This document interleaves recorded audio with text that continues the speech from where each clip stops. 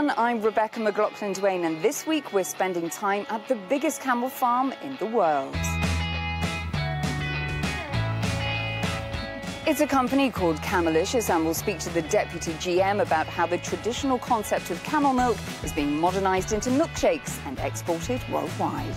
It is our task to educate people about the importance of consumption of camel milk and to increase the awareness about camel milk benefits. But before all of that, every year Abu Dhabi hosts the Liwa Date Festival in a place called Al Dhafra. The event celebrates the new date harvest and the importance of the fruit in the cultural past and the agricultural future of the Emirates. Salim Saeed had the date in his diary.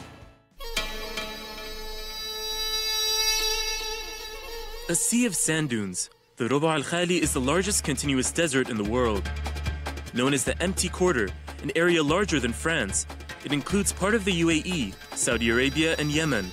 And located on the northern edge of the desert in Abu Dhabi is the Liwa Oasis, home to a hugely popular annual date festival.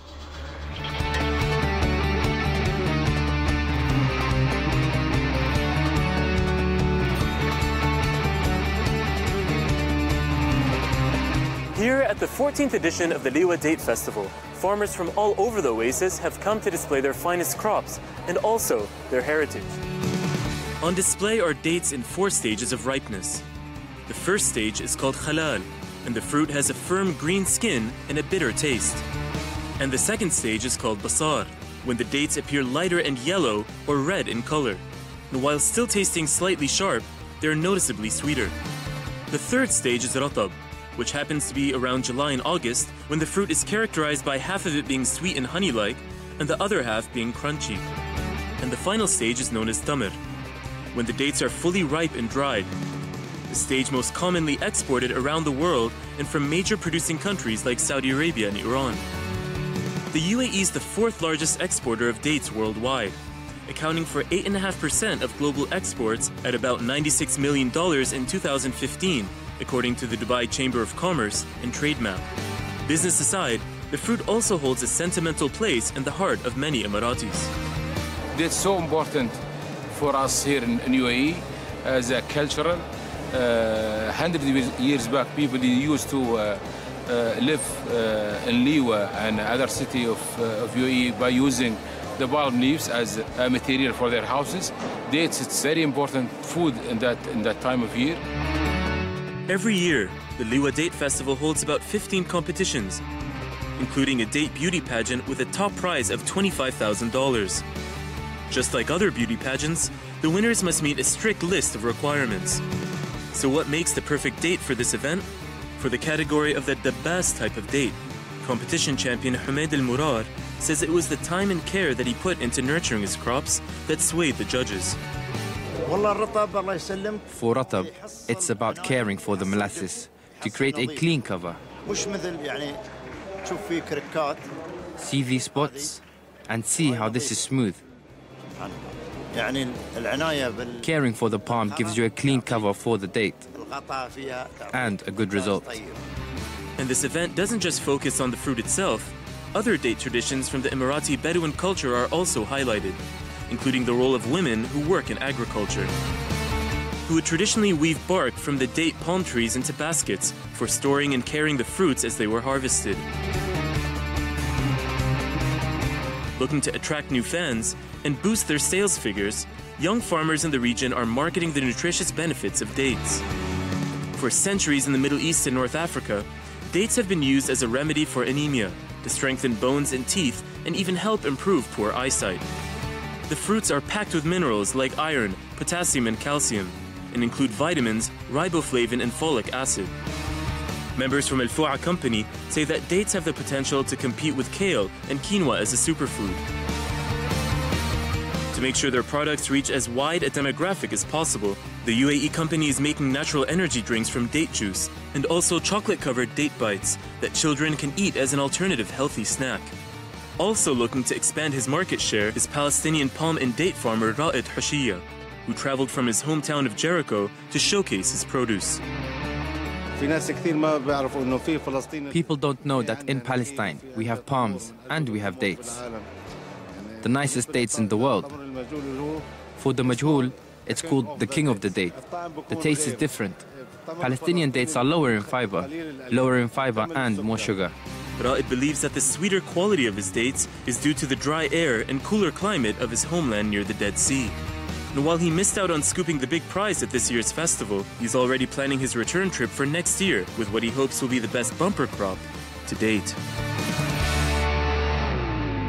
Since the sheep of the desert was domesticated thousands of years ago, its milk has sustained Bedouin and nomadic cultures. Today, the number of camel farms worldwide is growing, with farmers keen to educate new markets about the health benefits of this special milk.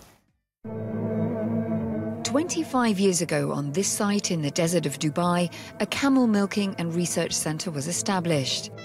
Fast forward to today, and the headquarters of Camelicious covers 15 square kilometres.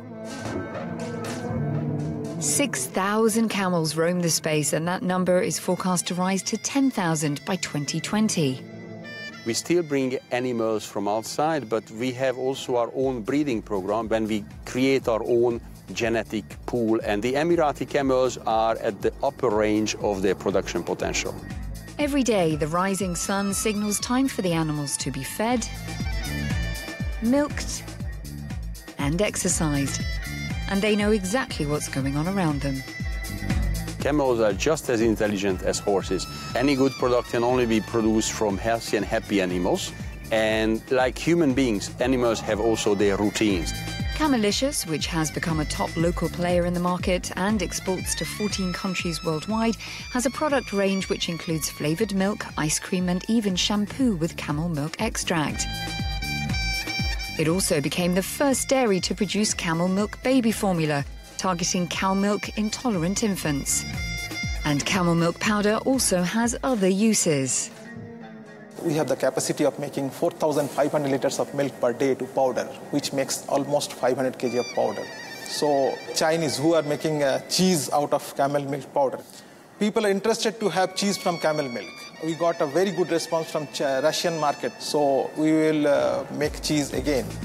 The company has benefited from an upsurge in camel milk's popularity in recent years, with the US and India other key growth markets.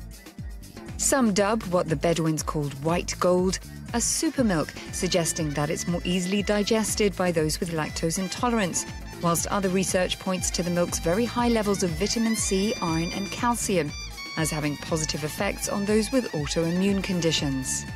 Mutasha Al-Badri of Camelicious invited Inspire to have a camelcino, take a tour of the farm and talk about the future of the business. A very warm welcome to Inspire Middle East.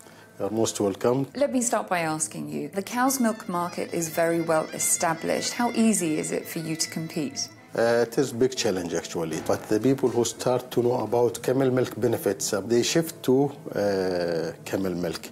Also, the camel milk properties, which is helping the diabetic people, helping the autistic child, helping the cancer patients to recover. It's making people now shifting to camel milk. You've developed the first dairy-free camel milk baby powder. How easy is it to educate mothers to feed this to their children? Our baby formula actually developed after research about the allergy to the milk protein.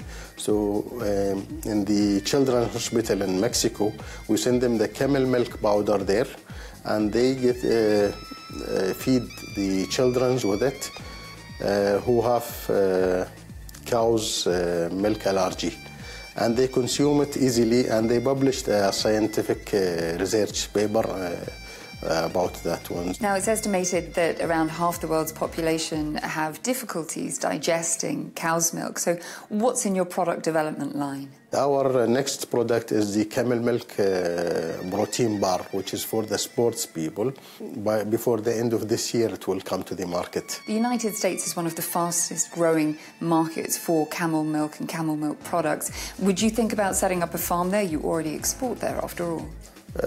We are planning to export camel milk powder to the United States. And now we are looking for manufacturers there where they reconstitute the milk powder and make other products from it, because it is not logical to send the milk, fresh milk from here. Regarding setting up a farm there, we have a system which is a franchise and licensing system.